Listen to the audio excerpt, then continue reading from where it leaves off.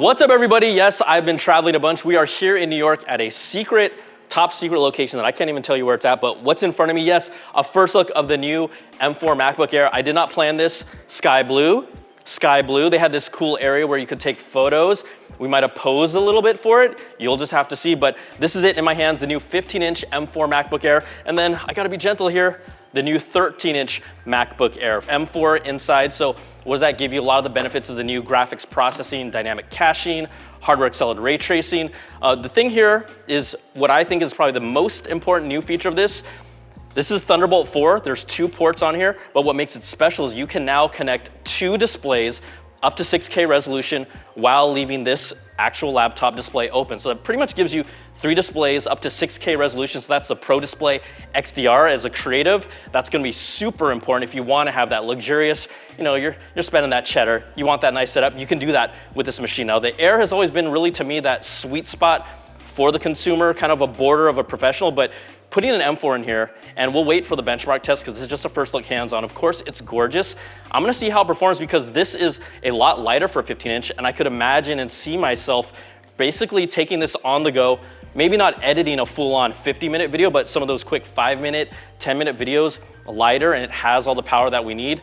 This is gonna be excellent. Now, it also has up to 32 gigs of unified memory. Storage capacity sizes starts at 256, 512, 1 terabyte, and up to 2 terabytes of storage. Another new feature here, they've actually improved the front-facing camera. So it used to be 1080p. This is now a 12 megapixel center stage camera that allows you to walk around freely when you're talking to family members, or maybe if you want to do a little cooking demo for someone, sure, you do that. Also, it gives you that top-down desk view. We're using the ultra-wide nature of this camera, so you can do a lot of different demos that way as well. Now, also, we talk about something unique to this.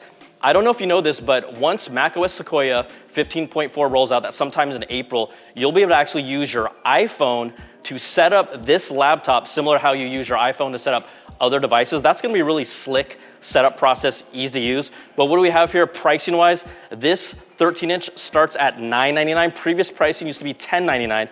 Then if we talk about the 15-inch, this is gonna start at $1199. Again, when Apple is comparing, like, who is this computer for? Who's this really targeting? This is the general consumer, someone right in the middle, maybe someone professional wants to go light, because even with their speed test, they're saying, oh, it's 2 times faster than the M1 MacBook Air, so that was a few generations ago.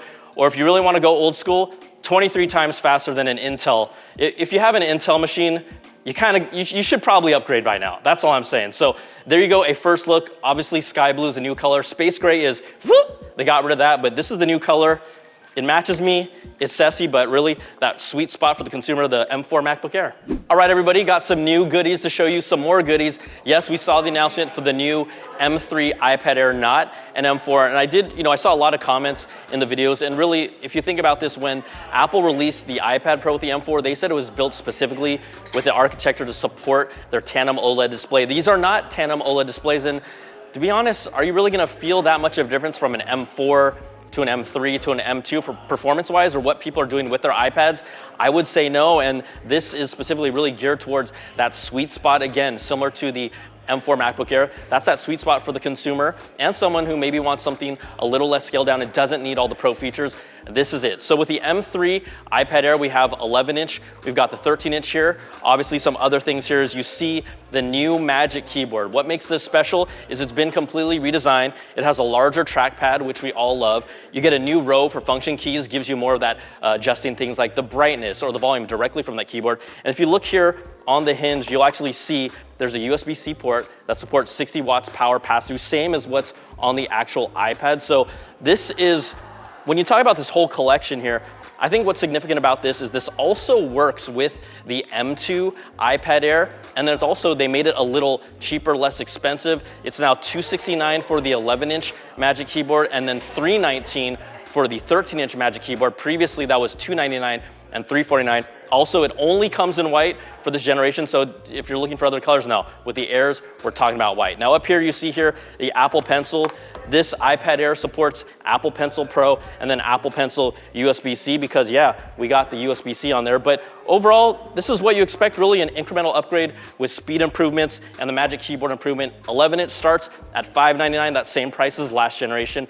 13-inch starts at $799. You can obviously go up depending on what capacities of storage you want on these devices, but they're available to pre-order today and then available and launching on March the 12th.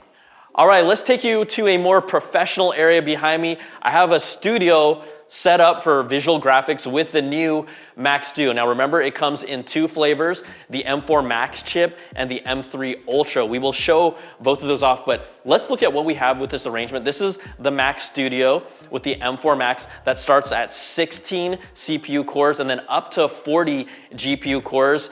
The unified memory, this model starts at 36 gigs of unified memory. That is 4 more than the previous model, and the starting price point still $1,999. Now, what we look here, we obviously have multiple displays. There are 4 Thunderbolt 5 ports here. You can go up to 8 displays, 6K resolution, but here we have 2 displays. Over here on my right, this is a product that already exists, is the OWC SSD external storage, 48 terabytes right there. And then over here, this is like a RAID array. Let's say you have some other digital assets that you want to use. This is also 48 terabytes. And then over here, this is the first ever from Sonnet PCI expansion using Thunderbolt 5. So we have all this set up, and what they showed us is a demo of how you can take a scene of someone running through the streets, include 5K digital assets like buildings, manipulate them in real time to create this scene, add particle effects like fog, increase the size of the fog, and then play back. I mean, it renders it basically instantly, and this is something that a visual effects person would love. This is using Autodesk Flame,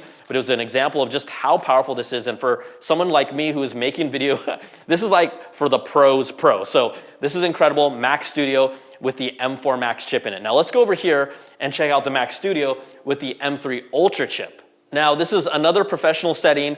They're using Cinema 4D to create 3D worlds and environments. You've seen this, it's a tool that's used in gaming and films, but what do we have here in this Mac Studio? Again, this is the M3 Ultra. I know we talked to Apple about this specifically, and they told me that there was never any intention for the M4 Max chip to have the Ultra Fusion capability to make an M4 Ultra, so that is why there is no M4 Ultra chip here. But think about this, all right? We talked about what's in the M4 Max. This M3 Ultra is essentially 2 times as fast. You have 32 cores for the CPU, up to 80 cores for the GPU. When you talk about unified memory, up to 512. That one over there is 128 max. This is 512. And you talk about storage space, 16 terabytes of storage. That's essentially around 12 hours of high quality 8K ProRes video. When you hear that out loud, are you the person that is complaining about this that qualifies to use this machine? Probably not. When I say that's the pros, this is a machine that is really catered to, I would argue, that top tier 1% of creators that can really utilize this power. And then obviously if you want to get something like that, it trickles down. Now what they showed us here in Cinema 4D is a 3D environment where you could add trees, but also you could use LLM models to populate a variety of ficus and trees and randomly put them in a scene. You know, before that, you would have to actually hand place this stuff. This would take days to do, but now it takes seconds and moments. It generates the code for you, you plug it into the app, and then you have a scene that ends up getting fully rendered out right on this machine. I mean, this is the type of workflow that you need. You talk about people who are mixing audio and creating all those hundreds of layers of audio for a movie. Think of something like Avatar. This is the type of machine that would be necessary and required to do all that work without getting any of that delay, without any of that lag. So when you talk about the M3 Ultra, even for me, I've been talking about this in a lot of my videos, the chip number, don't get obsessed with that. Just think of how this is used as a tool for you, and if you're gonna actually use that, and if that matters for you, because this machine is the most powerful Mac that they've ever made. It is a beast. I've never owned a Studio.